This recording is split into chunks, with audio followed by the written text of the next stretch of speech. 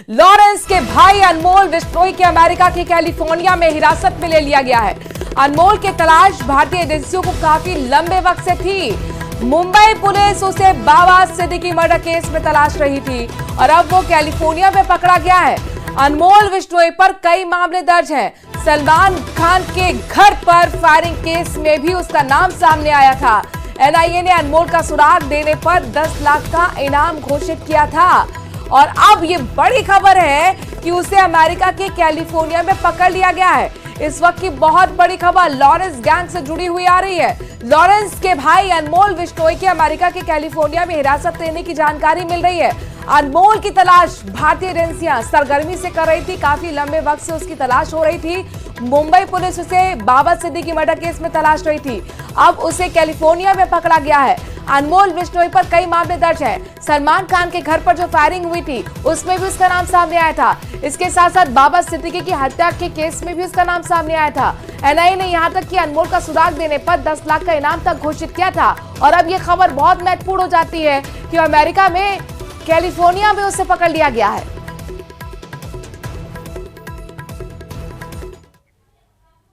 वहीं पुडिया के सांसद पप्पू यादव को एक बार फिर धमकी भरा कॉल आया है और इस बार कॉल करने वाले शख्स ने खुद को लॉरेंस बिश्नोई का आदमी बताया है।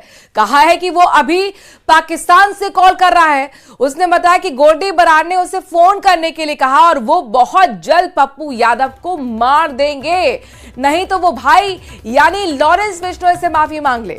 हालांकि पप्पू यादव ने उसके जवाब में कहा कि वो किसी से डरने वाले नहीं है। दरअसल पप्पू यादव इन दोनों झारखंड चुनाव में हेमंत सोरेन के लिए चुनाव प्रचार करने में जुटे हुए हैं, लेकिन इस बीच उनको अलग अलग जगह से लगातार जान से मारने की धमकी मिल रही है।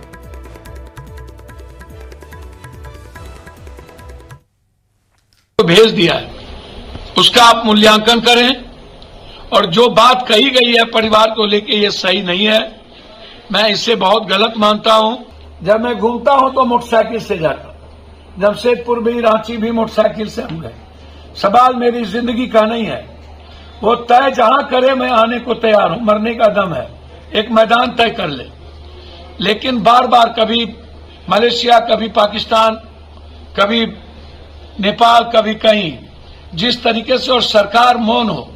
मुझे अब लगता है कि सरकार नहीं चाहती है कि सच्चाई सामने आए।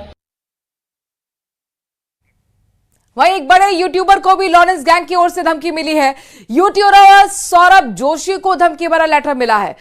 उनसे 2 करोड़ की फिरौती मांगी गई है। पूरा मामला क्या है इस रिपोर्ट में देखिए।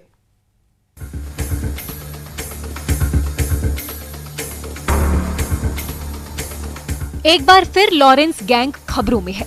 वजह है उत्तराखंड के एक यूट्यूबर को मिली धमकी और कहा जा रहा है कि धमकी लॉरेंस गैंग की तरफ से दी गई है।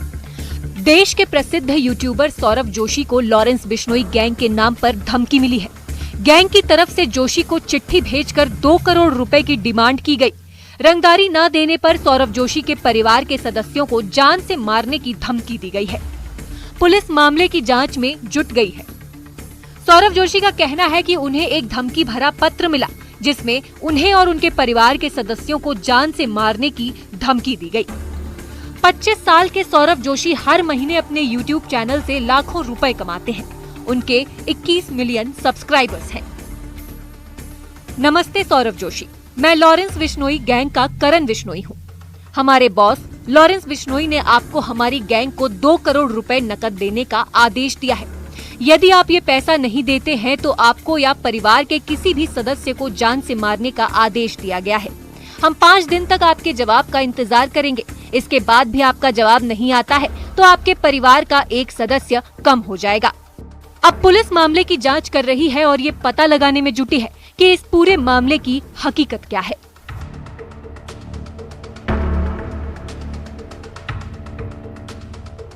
लॉरेंस की धमकी से पूरे के पूरे उत्तराखंड पुलिस महकमा इस समय अलर्ट हो गया है, क्योंकि लॉरेंस ने वाकई अगर ये धमकी दी है तो निश्चित तौर पर ये एक बड़ा खतरा हो सकता है, क्योंकि गैंगस्टर का उत्तराखंड में सक्रिय होना, शांतवादियों में सक्रिय होना और जो फ्रेंडली पुलिस का एक बड़ा दावा उत्तराखंड पुलिस करती है, वो अपने आप में उसके सामने एक बड़ी चुनौती रहने वाला है कि वाकई यूट्यूबर सौरभ जोशी को लॉरेंस बिश्नोई गैंग की तरफ से धमकी मिली है या नहीं मिली है। यह पुलिस के लिए एक बड़ी पहेली होगा।